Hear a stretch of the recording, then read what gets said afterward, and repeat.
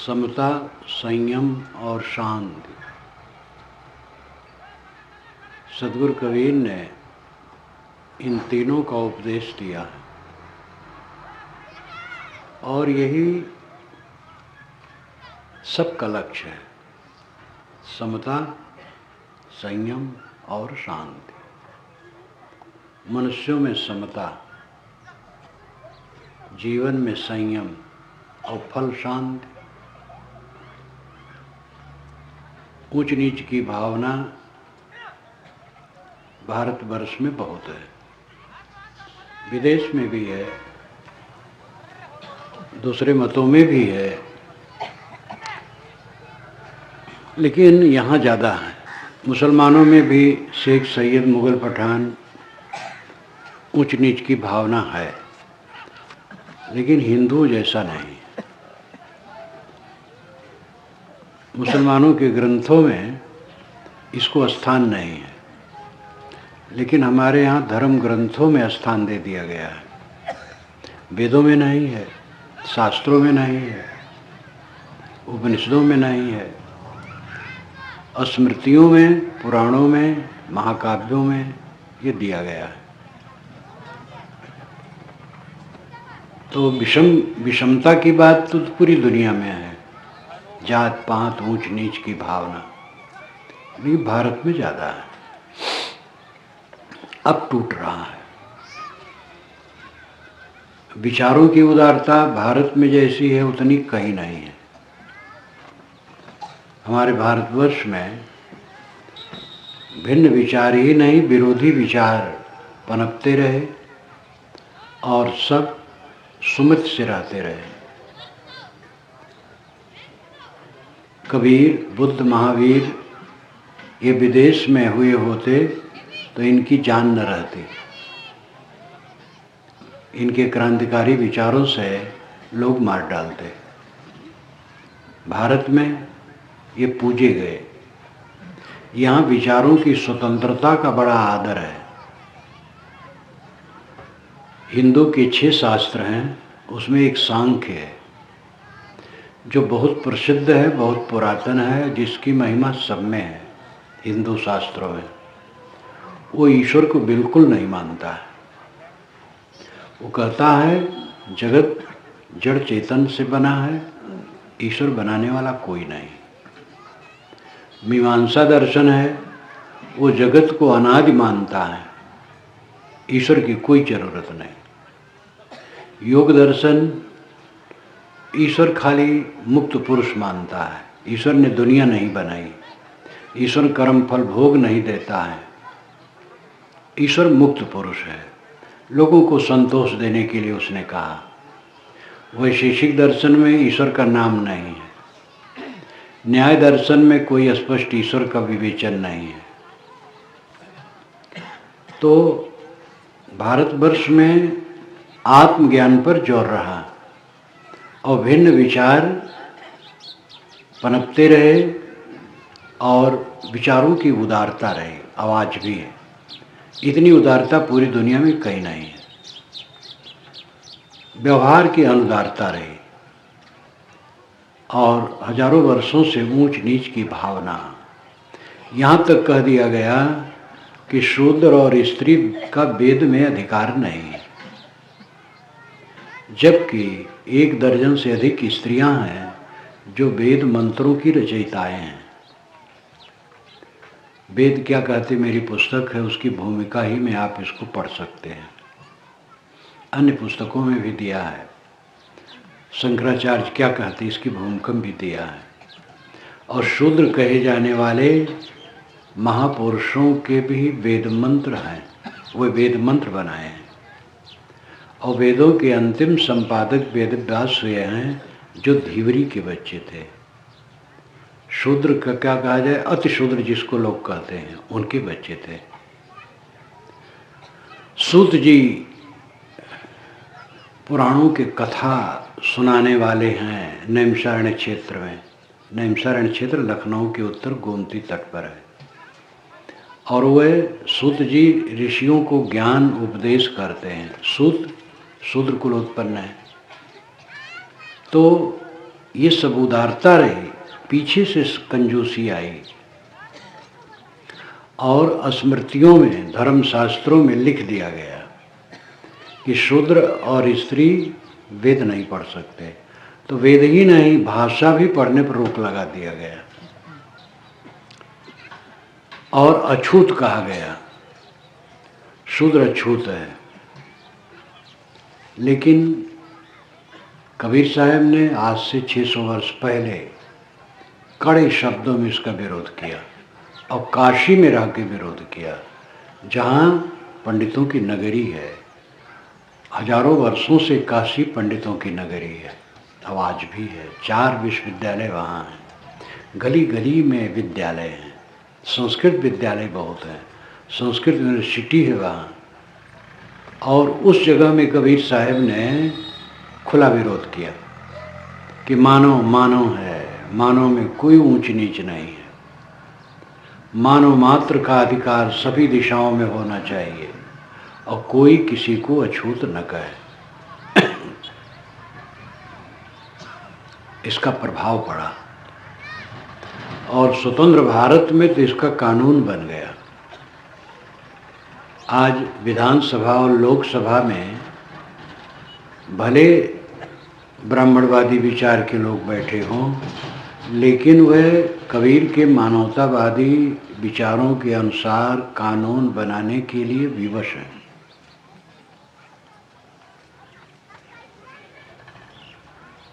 आज सभा में कोई ऐसा नहीं कह सकता है कि ब्राह्मण शूद्र अछूत है, शूद्र का कोई अधिकार नहीं, कोई नहीं कह सकता है।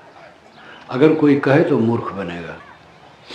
जमाना बहुत आगे बढ़ा है, लोग मानते हैं आजकल बहुत खराब है। ये तो आदमिक स्वभाव है, पहले सब अच्छा था, आज खराब है, आगे और खराब आएगा। ये हमारी मानसिकता है। पहले भी अच्छा खराब थे, आज भी अच्छा खराब है, आगे भी अच्छा खराब रहेंगे। लेकिन मेरे विचार से आज बहुत बढ़िया है।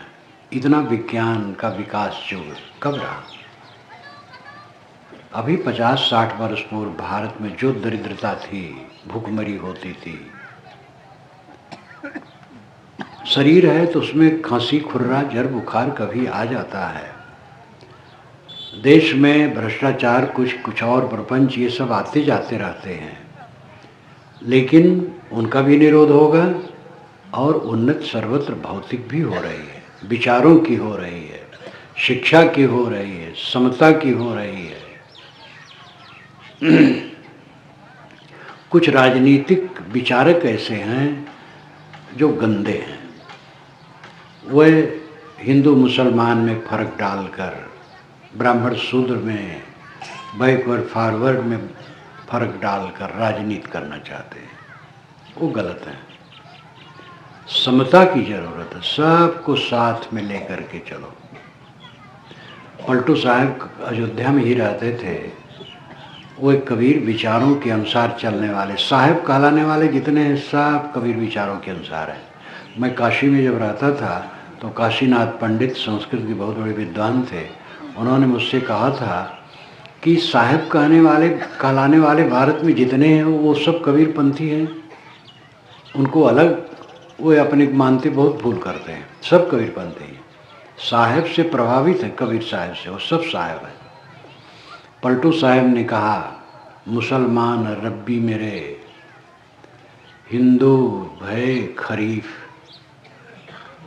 मुसलमान तो मेरे रबी के फसल हैं और हिंदू खरीफ के फसल हैं। रबी ये बसंत ऋतु में जो फसल होती है उसको रबी कहते हैं, और शरद ऋतु में जो होती है फसल उसको खरीफ कहते हैं। दोनों को इतना मिलाया है। उन्होंने कहा, मैंने दफ्तर खोला और हिंदू मुसलमान दोनों को समझाया और दोनों में प्रेम बढ़ा। मैं दोनों का तरफदारी हूँ, दोनों में मैं व्यवसाय करता हूँ ज्ञान का। ये कबीर साहब के विचारों का प्रभाव था। को हिंदू को तुरुक कहा, एक जमी पर रहिए। पूरी दुनिया में मुसलमानों की संख्या इंडोनेशिया में 1 करोड़ हमारे यहाँ से ज़्यादा है, और किसी देश में भी हिंदुस्तान में जितने मुसलमान हैं इंडोनेशिया छोड़कर कहीं नहीं।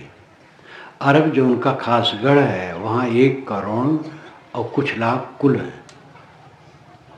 हिंदुस्तान में 16 करोड़ से अधिक है, इंडोनेशिया में 1 करोड़ अधिक है। बस इतने लोग यहाँ रहते हैं। यहाँ के जो मुसलमान हैं उनसे यूरोप के कई देश बसाए जा सकते हैं। इनसे दुर्व्यवहार करके सुख शांति होगी? अपने घर में 10 लोग हैं, कुछ लोगों से प्रेम करो, कुछ लोगों से बैर करो तो घर का विनाश करना है। सबसे प्रेम की जरूरत है। साहिब तो कहते कोई हिंदू मुसलमान नहीं, सब मनुष्य हैं। समता का बर्ताव बहुत जरूरी है। मानव मात्र में समता का बर्ताव, संप्रदायों में समता का बर्ताव। संप्रदाय अनेक होते हैं, कोई श्री राम को भगवान मानता, कोई श्री कृष्ण को मानता, कोई शिव को मानता है, कोई हनुमान जी को ही पूजता है, कोई देवी दुर्गा पूजता है, कोई ये सब नहीं मानता है, एक ईश्वर मानता है, कोई ब्रह्म मानता है, कोई आत्मवादी है। मुसलमान नमाज पढ़ते हैं, ईसाई गिरजाघर में प्रार्थना करते हैं। ये सब अपने अपने विचार हैं, संस्कार हैं। सबका लक्ष्य एक है, शांति। विचारों के फर्क होने से प्रेम में फर्क नहीं होना चाहिए। एक पत्नी का विवाद, पत्नी ने कहा देखो साहब इनको समझा दो, ये राम के भक्त हैं, मैं कृष्ण की भक्त हूँ। ये बारम्बार कहते राम मंदिर चलो, राम मंदिर चलो, मैं तो कन्हैया के मंदिर में जाऊंगी। तो उनसे कहा गया कि ये बताओ तुम पति को समर्पित हो? कहे हाँ। तो क्या देवर को, जेठ को, देवरान को, जेठान को, सास को भोजन देती हो कि नहीं? देती है। तुम कन्हैया को समर्पित हो तो क्या श्री राम को पानी नहीं दे सकती हो? वो श्री राम के भक्त हैं तो उनके साथ वहाँ भी चली जाओ, सिर झुका लो। ज़्यादा मानो कन्हैया को, श्री राम को तो न मानो, लेकिन सिर तो झुका लो। कहीं ऐसा ही नहीं कहते राम बड़े हैं। ये बड़े छोट का रोग बेकार है। राम बड़े हैं, कृष्ण बड़े हैं, शिव बड़े हैं, कबीर बड़े हैं, बुद्ध बड़े हैं, मोहम्मद बड़े हैं, सब बड़े हैं। हमसे तो सब बड़े हैं। हमें तो सबके सामने सिर झुका लेना चाहिए। संकुचित हृदय बना करके लोग एक दूसरे की इष्ट की निंदा करते हैं। एक मार्ग वाला कहता है कि स्वर्ग और मोक्ष हमारे यहाँ है, दूसरे यहाँ नहीं है, दूसरे सब नरक में जाएंगे। ये इनकी बेकार की बात है।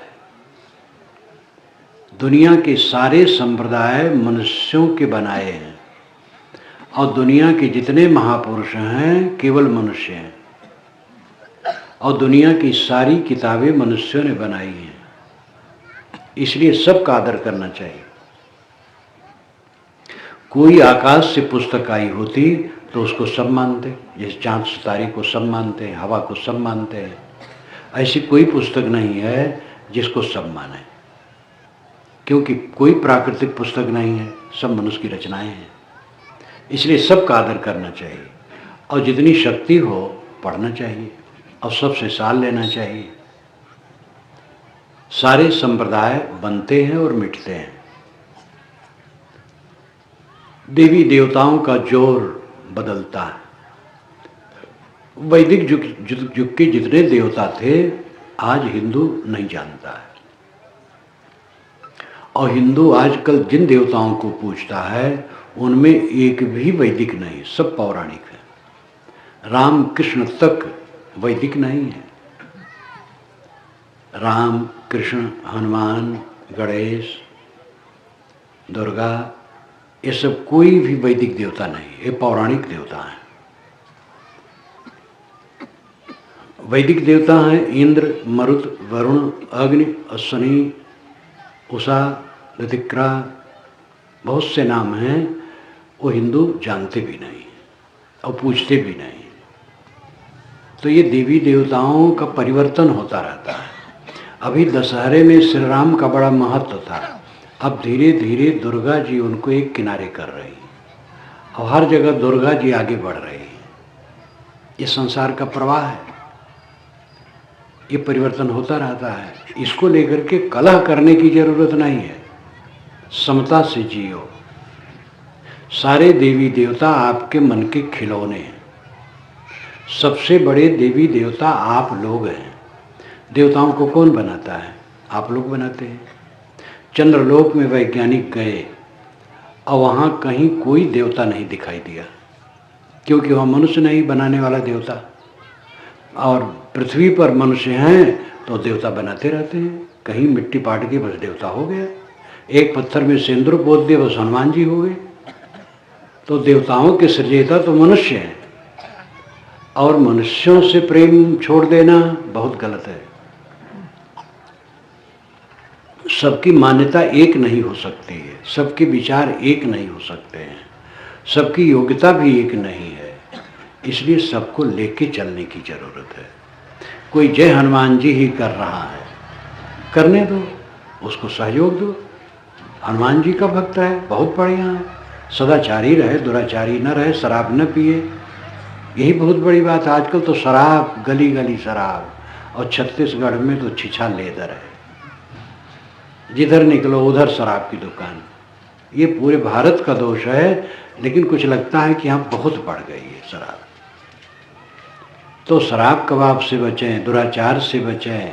कोई हनुमान जी को, कोई शिव जी को, कोई किसी को मानता है, मानने दो।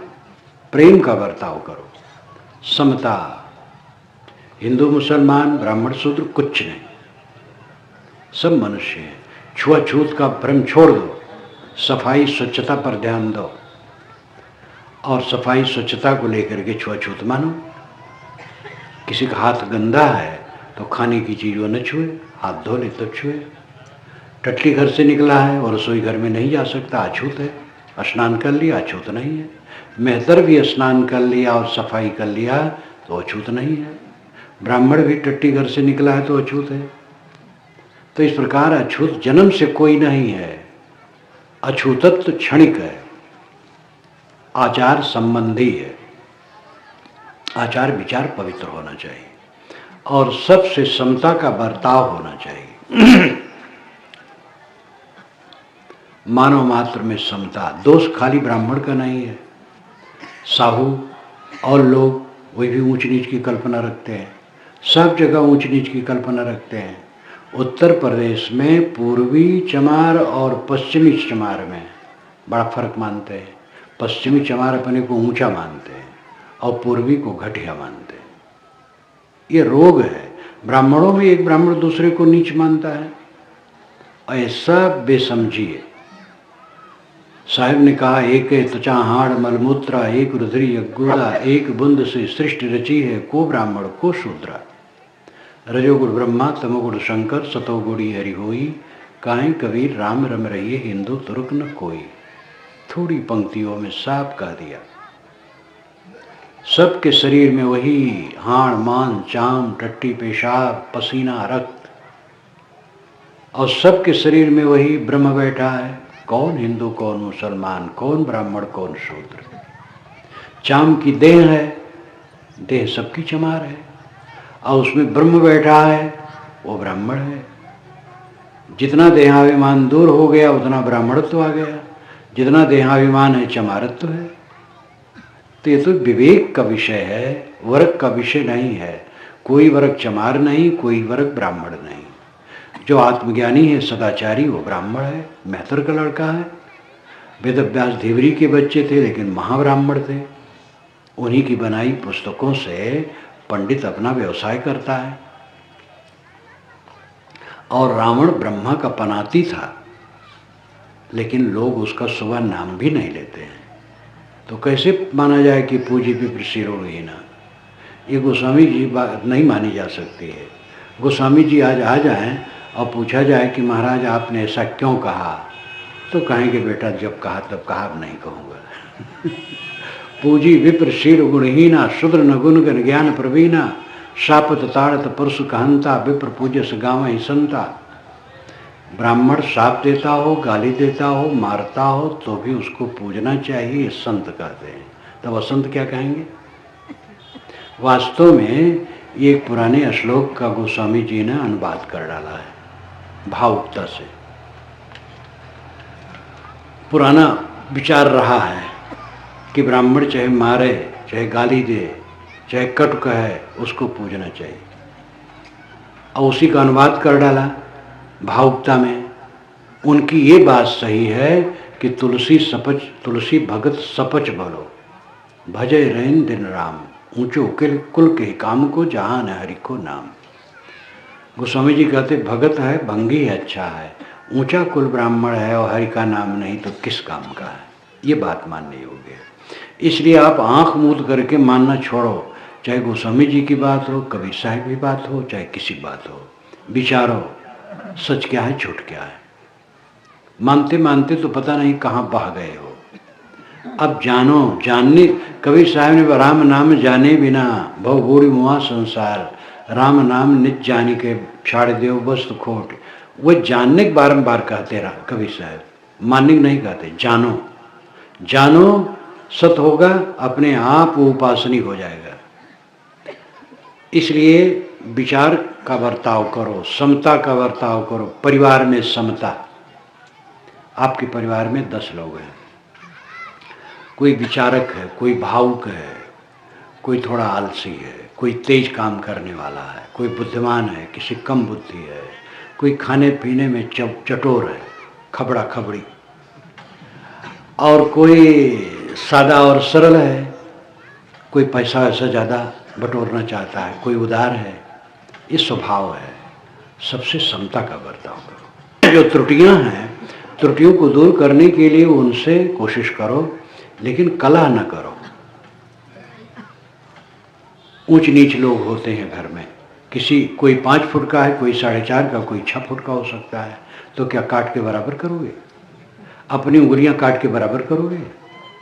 ये जो विभिन्न योग्यताएं हैं परिवार और समाज में काम देती हैं। इसलिए समता का बर्ताव करो, सहो, ऊंच नीच सहो। समता रखोगे तो शांति रहेगी। इसलिए सब में समता की जरूरत है। दूसरी बात है संयम। धर्म क्या है? अपने पर संयम और दूसरे के लिए शील का बर्ताव। हिंदू धर्म बड़ा है कि इस्लाम धर्म बड़ा है कि जैन धर्म बड़ा है कि बौद्ध धर्म बड़ा है? कुछ नहीं, कोई धर्म बड़ा नहीं। ये सब धर्म नहीं है, ये सब संप्रदाय हैं, समाज है। धर्म तो एक है जो सनातन है। वो क्या है सनातन धर्म? सनातन धर्म की परिभाषा आजकल सैकड़ों वर्षों से ये चलती है कि जो राम और कृष्ण को अवतार माने, ब्राह्मण की पूजा माने, गौरी गणेश की पूजा करे, तुलसी चौरा घर में रखे और तीर्थों में स्नान करने जाए, वो सनातन धर्मी है। लेकिन ये सब की बात तो वेदों में भी नहीं है। वेदों में तुलसी चौरा कहीं नहीं है, गौरी गणेश की पूजा कहीं नहीं है, चारों धाम की चर्चे नहीं, तीर्थ का कोई चर्चे नहीं है, रामकृष्ण के अवतार की चर्चा नहीं है। तो वो धर्म से बाहर हो गए क्या? सनातन धर्म की परिभाषा जो आजकल लोग करते हैं वो संकुचित है। सनातन का अर्थ होता है नित्य, नित्य धर्म, जो सब देश में और सब काल में चले, वो सनातन धर्म है। गौरी गणेश की पूजा आदि सब जगह नहीं चलती है, तो सनातन धर्म कहाँ हुआ? सनातन धर्म सदा, सब समय, सारे देश में, सारे काल में चलता है। वो है संयम और शील। अपने पर संयम और दूसरे के लिए प्रेम का बर्ताव, ये सनातन धर्म है। इसको मुसलमान भी मानेंगे, ईसाई यहूदी भी मानेंगे, जैन बौद्ध भी मानेंगे, और हिंदू की विविध शाखा वाले मानेंगे, सब मानेंगे। आप किसी लोक में चले जाइए और वहाँ मनुष्य हों और विकसित हों, तो वहाँ के लोग भी इसको मानेंगे। संयम और शील। जो अपने पर संयम रखेगा वो दूसरे के साथ शील का बर्ताव कर सकेगा, और जो अपने पर असंयम रखेगा वो दूसरे के लिए क्रूर होगा। महाराज राम अपने पर संयम किए। उनको शाम को बताया गया कि सुबह राजगद्दी मिलेगी, और सुबह उनको बताया गया 14 वर्ष का वनवास, लेकिन इस पर वो दुखी नहीं हुए। दशरथ ने कहा आज रुक जाओ, नहीं, उन्होंने कहा नहीं, जाने दीजिए। वो सोचे कहीं गड़बड़ न हो जाए, रुकना न पड़े, और चल दिए। एक राजकुमार जो जमीन पर कभी पैर नहीं रखे थे, वह कांटा कंकर में वन में 14 बरस तक रहे, लेकिन वह निशील नहीं हुए, शीलवान हुए, अपने पर संयम किए और भरत के लिए उन्होंने शील का बर्ताव किया, भरत को राज्य मिले। भरत ने अपने पर संयम किया, हम राज नहीं भोगेंगे, राम को देंगे। राम नहीं आए तो उन्होंने तपस्या की और राज का काम किया, राज भोग नहीं किया। ये उनका संयम और शील है। दुर्योधन ने संयम नहीं किया अपने को, पांडवों ने भी नहीं किया, तो दूसरे के साथ निशील व्यवहार किए, मार काट। भाई अपने पर संयम करे तो भाई का हक नहीं मारेगा। प्रायः बड़ा भाई छोटे भाई के हक को दबाने की चेष्टा करने लग जाता है, क्योंकि उम्र में ज़्यादा है, पहले से वो है, मालिक भी बन गया है और उसके पास पैसा हो गया है, तो उसको अपना मानता है। उसे चाहिए पूरे परिवार का माने, संयम करे अपने पर। एक दो भाई में तो इतना बंधुत्व रहा, एक भाई के एक लड़का था, दूसरे के 3 लड़के थे, दोनों भाइयों में बड़ा प्रेम था। और आगे चला कि लड़कों में खटपट हो रहा है, तो बांट देना चाहिए। तो जिसके 3 लड़के थे और एक लड़का था, एक लड़का वाला बड़ा था, तो उसने 4 हिस्से किया। तो छोटे भाई ने कहा भैया 4 क्यों करते हैं, हमारा आपका बंटवारा हो रहा, आधा आधा होना चाहिए, आधे में हमारे 3 लड़के लेंगे, यही नीति है। बड़े भाई ने कहा भैया हमारे आप में नहीं बंटवारा हो रहा है, बच्चों में हो रहा है, इसलिए 4 बच्चे हैं, चारों को बराबर दे देना है। इतना उदार था वो। अब हक था लोकनीति के अनुसार, आधा आधा बढ़ जाता। और बड़े भाई का एक लड़का आधे का मालिक होता, आधे में वो 3 रहते, लेकिन इतना उदार कि 4 हिस्सा किया। और ऐसे लोग हैं कि घर के मालिक बन गए, एक भाई मालिक बन गया तो पैसा चुरा चुरा के अलग करता है, भाई के हक को मारता, भाई भतीजों के हक को मारता है, और इसका परिणाम बहुत दुखद होता है। ये समझ लो धन धन नहीं है, जन धन है। धन और जन, धन निर्जीव है, जन सजीव है। आपके परिवार में जो सदस्य हैं वे जन हैं, वे धन है, वे खुश रहें। धन तो आता जाता रहता है, लेकिन धन के लिए हम जन की हिंसा करते हैं। निर्जीव धन के लिए सजीव जन की हिंसा करते हैं, तकलीफ देते हैं, हक मारते हैं। भाई भाई की लड़ाई इसी में होती है। जो अपने पर संयम नहीं करेगा वो दूसरे के साथ शील का बर्ताव नहीं कर पाएगा। पति संयमशील है तो पत्नी के लिए सुंदर बर्ताव करेगा, वो असंयमी है तो पत्नी को सताएगा, पत्नी असंयमी है तो पति को सताएगी। ये गहना, ये कपड़ा, ये नहीं लाया, वो नहीं लाया, और वो पति को परेशान करेगी। जहाँ संयम नहीं है वहाँ निशीलता, क्रूरता का बर्ताव होता है। संयम और शील धर्म है, इस पर ध्यान दो। राम नाम कहना, अल्लाह नाम कहना, कृष्ण नाम कहना, सत नाम कहना सब ठीक है, लेकिन कोई नाम कहे इसमें कोई बड़ी विशेषता नहीं है। हिंदू कहलाए, मुसलमान कहलाए, कबीरपंथी कहलाए, वैष्णव कहलाए, राम उपासक कहलाए, शिव उपासक कहलाए, इसमें कोई बड़ी विशेषता नहीं है। विशेषता है जिसमें क्षमा हो, शील हो, संयम हो, सदाचार हो, इंद्रिय निग्रह हो, खान पान पवित्र हो, आचरण पवित्र हो, मुर्गी पालन, मत्स्य पालन, शराब, ये सब बहुत बढ़ रहे हैं। अपने अपने को सब संभालो, सदाचार सबसे बड़ी चीज है।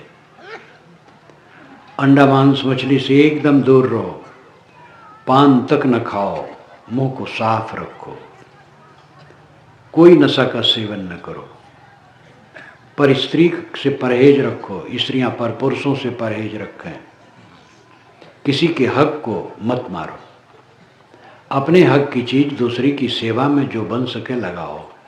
ये सब कीजिए, ये असली धर्म है। और राम राम कह लिया, अल्लाह अल्लाह कह लिया, पूजा पाठ कर लिया, ठीक है करना, लेकिन ये धर्म की पहचान नहीं है। धर्म की पहचान तो संयम और शील है।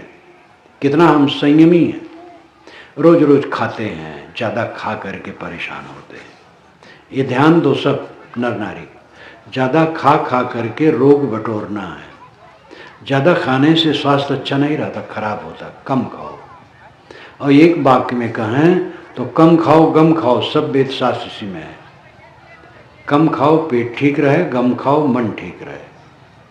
बस पेट और मन जिसका ठीक हो मुक्त है। कम खाओ, सदैव कम खाओ। एक डॉक्टर ने कहा था कि साहब दुनिया के लोग जो खाते हैं उसमें आधा हम लोग खाते हैं। ज़्यादा खाते हैं इसलिए बीमार पड़ते हैं, तो हम लोग उनसे खाते हैं।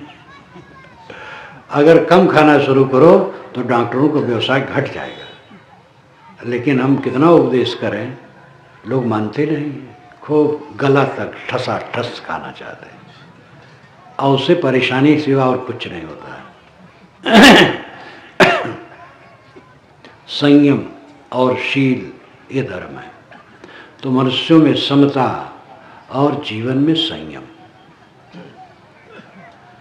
फिर शांति। इसका फल शांति होगी। परमात्मा हम चाहते हैं परमात्मा मिले, इसका शोहरत बहुत है। परमात्मा मिले, परमात्मा की प्राप्ति। किसी महात्मा के पास गए, वो परमात्मा को प्राप्त है, और उनके पास देखे तो उनके अगल बगल कोई परमात्मा नहीं बैठा, न उनके सिर पर बैठा है, न कंधे पर बैठा है, न गोद में बैठा है। परमात्मा कहीं प्राप्त होता है? छूटी हुई वस्तु, खोई हुई वस्तु फिर मिल जाती है। जो वस्तु छूट गई है कभी प्राप्त हो जाएगी, और जो कभी छूटा नहीं है उसको प्राप्त करने की क्या बात है? परमात्मा कभी बिछुड़ा नहीं है। परमात्मा बिछुड़ जाए तो हम रह पाएंगे? एक राजा और रानी की कहानी है। रानी राम भक्त थी और राजा कुछ नहीं कहता था, और राम राम राम राम रानी बहुत कहती थी। एक कई बार राजा से कही, तुम बड़े नास्तिक हो, मुँह से थोड़ा तो राम कहो। राजा मुस्कुरा के रह जाए, नहीं कहे। 20 वर्ष बीत गए, विवाह हुए। एक रात को राजा करवट बदलते बदलते कहा, हा राम। तो रानी सुन ले, बहुत खुश हुई। सुबह हुआ तो उसने दान पुण्य किया। तो राजा ने कहा, क्या खुशी है तेरे को दान पुण्य कर रही है? कहे, आज रात में आपके मुख से राम निकल गया। कहे, राम निकल गया? कहे, हाँ। कहे, तब मैं क्या राग करूँगा? शरीर छोड़ दिया राजा। तो राजा राम भक्त था कि रानी? रानी राम राम कहना जानती थी, और राजा असली राम भक्त था। जो वो कहा राम निकल गया तो मैं नहीं रहूँगा। ये कहानी है, बात समझाने के लिए। कहानियाँ सब प्रायः काल्पनिक होती हैं। अर्थ यह है कि राम और आप दो नहीं हैं, परमात्मा और आप दो नहीं हैं। आपसे अलग परमात्मा कहीं नहीं जो मिले। परमात्मा के दर्शन होते हैं, ये आप पुराणों और महाकाव्यों में पढ़े और सुने हैं। वेदों में ऐसा कहीं नहीं है कि परमात्मा के दर्शन होते हैं। शास्त्रों में नहीं है, उपनिषदों में नहीं है। ये तो सस्ता नुस्खा जब बांटा गया, तब वैकुंठ धाम है, वहाँ परमात्मा विमान पर बैठ करके वहाँ से आया, भगत को गोद में बैठा लिया, अमुक भगवान अमुक को दर्शन दिया, अमुक को दर्शन दिया। ये 2-2,500 वर्षों से इसका प्रचलन ज़्यादा हुआ, महिमा परक। और इसमें असली परमात्मा के बोध का छिपाव हो गया। वेद शास्त्रों में ऐसा कहीं नहीं कोई बाहर से परमात्मा मिलता है। एक विचार आप कीजिए, आपके पास मिलने के 5 साधन हैं। आँख, नाक, कान, जीभ, चाम। आँख से रूप मिलता है, आँख से आप रूप देखते हैं, कान से शब्द पाते हैं, नाक से गंध, जीभ से रस, चाम से स्पर्श। ईश्वर किस साधन से पाएंगे आप? मन बीच में है ये पांचों के, जो देखा सुना भोगा गया है, मन उसी का संकल्प विकल्प करता है। मन कोई अलग इंद्री नहीं है, पांचों ज्ञान इंद्रियों से देखे सुने भोगे को मन स्मरण करता है। पांच ही ज्ञान इंद्रियां हैं बाहर की बात जानने के लिए। ईश्वर किस आधार से जानोगे? इंद्री से जो जाना जाता है वो परमात्मा नहीं होता है। श्रुति कहती है यत् चक्षुषा न पश्यत येन चक्षुष पश्यत तदेव ब्रह्मत्वं विद्ध नेदम यदितमुपास्ते। जिसे आंखें नहीं देखती किंतु जिसकी सत्ता से आंखें देखती हैं उसको तो ब्रह्म जान। आंखों से देख करके जिसकी तू उपासना करता वो ब्रह्म नहीं है। यानी आंखों से जो देखते हो वो ब्रह्म नहीं है, किंतु जिसकी सत्ता से आंखें देखती हो ब्रह्म है। तो किसकी सत्ता से देखती हैं? आत्मा की सत्ता से। तो आत्मा ब्रह्म है। जो दिखाई देता हो ब्रह्म नहीं, वो तो माया है। यन मनसा न मनते नाहुर मनोमतम तदेव ब्रह्मत्वं विद्ध नेदम यदितमुपास्ते। मन से जो तुम सोचते हो वो ब्रह्म नहीं है, किंतु जिसकी सत्ता से मन सोचता है वो ब्रह्म है। तो मन किसकी सत्ता से सोचता है? आत्मा की सत्ता से। इसलिए आत्मा ब्रह्म है। जीवो ब्रह्मयु न पराः। इसीलिए वेदांतियों ने कहा जीवो ब्रह्मयु न पराः, जीव ब्रह्म एव न अपरः। इसका पदच्छेद है। जीव ब्रह्म ही है, दूसरा नहीं। तो परमात्मा कैसे आप पाओगे? किस इंद्रिय से पाओगे? जो देखो सुनोगे, गोस्वामी जी भी कहते हैं देखी सुनी गुनी मनमाही मोह मूल परमार्थ नाही। जो देखोगे सुनोगे मन में सोचोगे उसमें मोह बनेगा, परमार्थ नहीं बनेगा। परमात्मा सबके अंदर बैठा है। उसको पाने के लिए जरूरी है अपने झरोखों को बंद करो, अब अंदर जाओ। ये इंद्रियों को संयमित करो। देखना, सुनना, बोलना, सोचना, इसको घटाओ, अंतर्मुख हो। जिस समय साधक ज्ञान प्राप्त करके साधना करता है, पहले तो अपने आत्मा को ठीक से समझ ले कि मेरा आत्मा शुद्ध चेतन है, अमर है, नित्य है, अनादि है, अनंत है। जागृत अवस्था में हम जगत प्रपंच को जानते हैं, स्वप्न में इस प्रपंच के आभास को जानते हैं, सुषुप्त में सबके अभाव को जानते हैं। हम तीनों काल में ज्ञाता चेतन हैं। साक्षी बनकर के सारे संकल्पों का त्याग कर दिया तो अपने आप रह गया। आप लोग यहाँ हैं तो सामने द्वैत है, आप सब उठ उठ के चले जाएं, मैं अकेला रह गया तो अद्वैत हो गया। मन का जहाँ तक विस्तार है वो द्वैत है। मन शांत हो गया, अद्वैत, अकेला रह गया। इसलिए मन को वश में करो।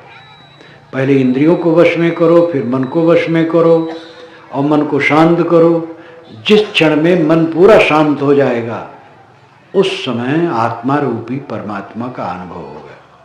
गाढ़ी नींद में आपको दुख का अनुभव नहीं होता है, यही परमात्मा का अनुभव है। लेकिन वो अवस्था जनित है, बोध जनित नहीं है। इसलिए नींद खुली तो फिर दुख शुरू हुआ।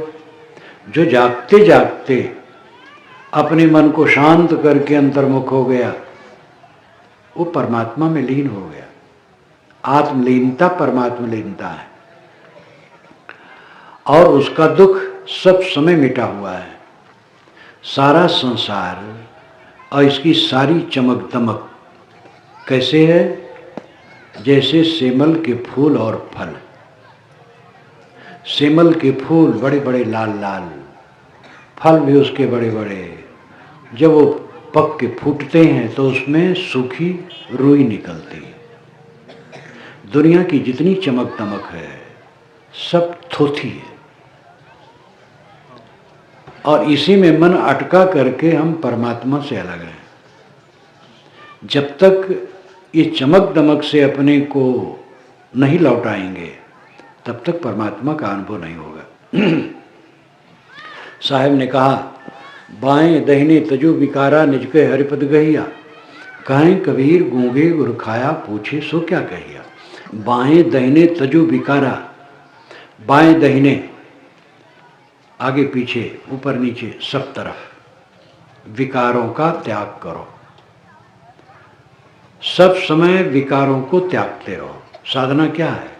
मन को देखो, मन में क्या उठ रहा है। काम वासना, क्रोध वासना, लोभ वासना, मोह वासना, चिंता, उद्वेग, इस सबको दूर करो। पानी की धारा आ रही है, जा रही है, उसको देख रहे हो, उसमें बह नहीं रहे हो। ऐसे मन की धारा को देखो, मन में बहो ना, अपने को संयमित करो। जब आदमी मन को स्वश कर लेता है, मन जिसका मर जाता है, उसको शांति मिलती है। जितने अंश में मन को मारोगे उतने अंश में शांति पाओगे। सर्वांश मन मर गया, पूरा मोक्ष हो गया, पूरा परमात्मा मिल गया। मन मरने का मतलब है मन की हविष, मन की तृष्णा, मन का अहंकार, मन का विकार मर जाना। दो मित्र हैं, एक बीड़ी पीता है, एक नहीं पीता है। जो बीड़ी नहीं पीता है उसका मन बीड़ी से मरा हुआ है, अनासक्त है, उसको उसकी कोई तकलीफ नहीं है। जो पीता है उस तकलीफ में वो है। मन, आप किसी भी दोष को देखेंगे जीवन में, साधारण आदमी भी अपनी कुछ गलतियों को छोड़ देता है, लगता है ठीक नहीं है, छोड़ देता है, उससे मन मर गया। अपने मन को जितना मारोगे उतना अमृत होगे, और जितना मन को जिलाओगे उतना जहर व्याप्त होगा। अहंकार, कामना, भोगलालसा, तृष्णा, ये जितनी बढ़ी चढ़ी रहेगी उतना चित्त जलेगा, और चित्त जलेगा तो कलह बढ़ेगा। घर में कलह, परिवार में कलह, समाज में कलह, जहाँ रहेंगे वहाँ कलह। अंदर में बिगड़ाव होने से बाहर बिगड़ाव आता है। झगड़ा कहाँ होता है? दिल में। दिल में झगड़ा है तो झगड़ा बाहर आ गया, घर में। आपकी पत्नी किसी कारण को लेकर के दुखी है और उसका चित्त क्षुब्ध है, आप घर में पहुंचे और उसने बमक के बात किया, तो ये झगड़ा क्यों हुआ? अंदर में उसके झगड़ा है, आपके मन में झगड़ा है। मान लो आप ऑफिस में काम करते हैं और बड़े अफसर ने आपको कट कह दिया, उसको आप कुछ नहीं कह सकते हैं। अंदर में आपके कलह शुरू हो गया, घर में गए, पत्नी पर बरस पड़े और पत्नी निर्दोष है, लेकिन आपका विकार वहाँ उगल उठा।